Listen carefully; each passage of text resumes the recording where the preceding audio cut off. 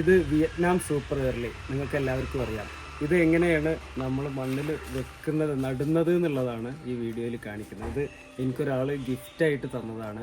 അപ്പോൾ എനിക്ക് ഭയങ്കര ഇഷ്ടമായി. ഞാൻ ഒരു സ്ഥലത്ത് എനിക്ക് ഗിഫ്റ്റ് കിട്ടിയതിൽ എനിക്ക് ഭയങ്കര സർപ്രൈസ്ഡും അതുപോലെ ഇഷ്ടപ്പെട്ടതായ ഒരു ഗിഫ്റ്റാണിത്. ഹക്ക് സാർ CH സെൻറ്ററിൻ്റെ വെട്ടത്തുള്ള ആളാണ് ഇത്. അവിടെ ഒരു പരിപാടിക്ക് പോയപ്പോൾ തന്നതായിരുന്നു. ഇത് നടുമ്പോൾ ശ്രദ്ധിക്കേണ്ടത്, ഇതിൻ്റെ ബഡ് ചെയ്ത ഭാഗം ഉണ്ടല്ലോ, ഈ ബഡ് ചെയ്ത ഭാഗം മണ്ണ് മൂടാതിരിക്കാൻ ശ്രദ്ധിക്കണം. അപ്പോൾ ഇത്രയും ഭാഗം മണ്ണിൽ താഴ്ന്നു നിന്നാൽ മതി.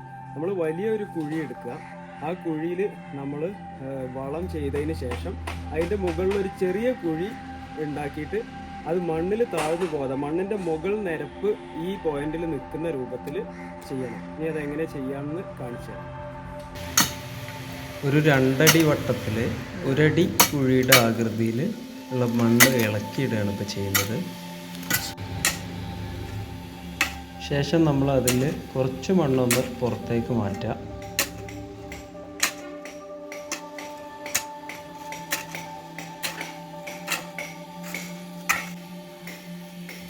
ഇനി നമ്മളിതിൽ വളം ഇടാൻ പോവാണ്. നമ്മുടെ ചാണകപ്പൊടി ഉണക്കിയ മിശ്രിതമാണ് ഇട്ട് കൊടുക്കുന്നത്. അത് നമ്മൾ ഈ മണ്ണിലിട്ടതിന് ശേഷം നമ്മൾ ആ മണ്ണ് നന്നായിട്ട് മിക്സ് ചെയ്ത് കൊടുക്കുക. നമ്മൾ മുഴുവനായിട്ടുള്ള മണ്ണ് പുറത്തേക്ക് കോരി ഒഴിവാക്കിയിട്ടില്ല. നമ്മൾ കുറച്ച് മണ്ണ് പുറത്തേക്ക് ഒഴിവാക്കി ബാക്കി ഭാഗത്തുള്ള ആ ഇളകി കിടക്കുന്ന മണ്ണിൽ വളം ഇട്ടു. ആ വളമടക്കം മണ്ണിൽ മിക്സ് ചെയ്ത് കൊടുക്കുകയാണ്. എന്നിട്ട് നമ്മൾ അതിൻ്റെ സെൻറ്റർ ഭാഗത്ത് ഒരു ചെറിയ കുഴി നമ്മൾ എടുത്തു കൊടുക്കണം. ഒരു ചെറിയ കുഴി, നമ്മൾ തൈ വെക്കാൻ പാകത്തിനുള്ള ഒരു കുഴി എടുക്കുക.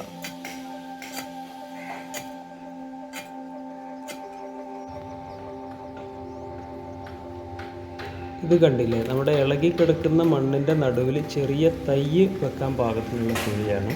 നമുക്കിതിൻ്റെ ഗ്രോ ബാഗ് കളയാം.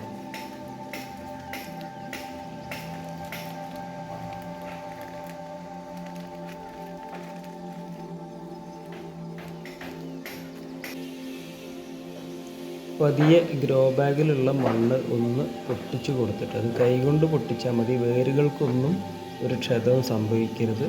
പതിയെ കൈകൊണ്ടത് പൊട്ടിച്ചു കൊടുത്ത് ഒന്ന് മണ്ണൊന്ന് ലെവലാക്കിയിട്ട് നമുക്ക് തൈ അവിടെ നട്ടു വെക്കാം.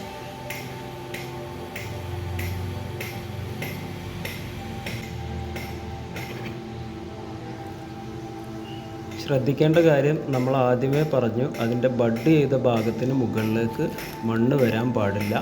മണ്ണിൻ്റെ ടോപ്പ് ലെവൽ, നമ്മുടെ ഭൂമിയുടെ ടോപ്പ് ലെവലിന് ഒപ്പമായിരിക്കണം ബഡ് ചെയ്ത ഭാഗത്തിൻ്റെ തൊട്ട് താഴ്ഭാഗം നിലനിൽക്കേണ്ടത്.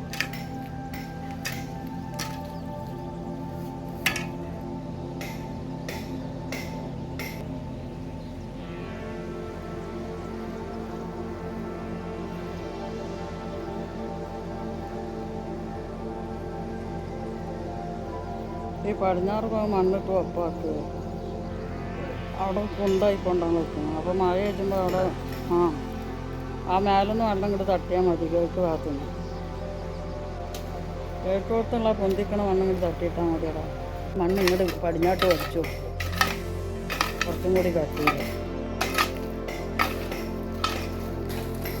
ശേഷം ഇതിൻ്റെ ചുറ്റുഭാഗം ഒന്ന് വൃത്തിയായതിന് ശേഷം നമുക്ക് ഇതിൻ്റെ മുകളിൽ കുറച്ച് തണുപ്പ് ലഭിക്കുന്നതിന് വേണ്ടി കുറച്ച് ചപ്പും മറ്റു കാര്യങ്ങളും എന്തെങ്കിലുമൊക്കെ ഒന്ന് ചുറ്റുഭാഗത്തിട്ട് കൊടുക്കുക. ചപ്പിടുമ്പോൾ ശ്രദ്ധിക്കേണ്ട കാര്യം, കറക്റ്റ് മുരട്ടിലേക്ക് കയറ്റി ചപ്പിടണ്ട. കാരണം ചപ്പിലെന്തെങ്കിലും പ്രാണികളോ മറ്റു സംഭവങ്ങളോ ഉണ്ടെങ്കിൽ അത് തൈയിലേക്ക് കയറി വരും.